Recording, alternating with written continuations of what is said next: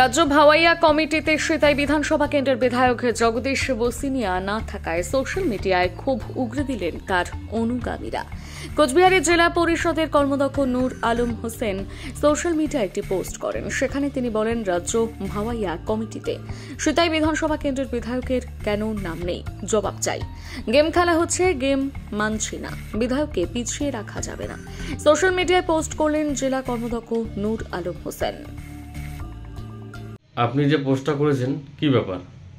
আজকে সোশ্যাল মিডিয়ায় দেখলাম রাজ্য ভাওয়াইয়ার যে কমিটি তৈরি হয়েছে সেখানে সব সম্মানীয় ব্যক্তিবর্গ রয়েছে, কিন্তু আমার বক্তব্য রয়েছে সিতাই বিধানসভার বিধায়ক, কুচবিহার জেলার একমাত্র বিধায়ক, যিনি প্রত্যেকটা ইলেকশনে, সে পঞ্চায়েত হোক, লোকসভা হোক, বিধানসভা হোক, সব ক্ষেত্রেই নিজের যে সাংগঠনিক ক্ষমতা এবং সমস্ত রকম যে কার্যক্ষমতা সমস্তটা দেখিয়েছে, সেই জায়গায় মানুষের সঙ্গে যুক্ত রয়েছে সবসময়। তাই বলে মানুষ দুইবার বিধায়ক তৈরি করেছেন।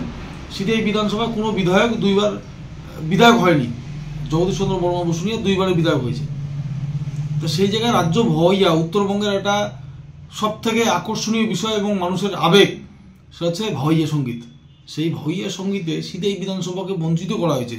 সিতাই বিধানসভার মুখ যিনি রয়েছেন জগদীশ চন্দ্র বর্মা বসুনিয়া, তাকে বঞ্চিত করা হয়েছে। সেই বঞ্চিত জগদীশদাকে কেন করা হলো তার বিরুদ্ধে প্রতিবাদ হিসাবে আমি সোশ্যাল মিডিয়ায় পোস্টটা করেছি।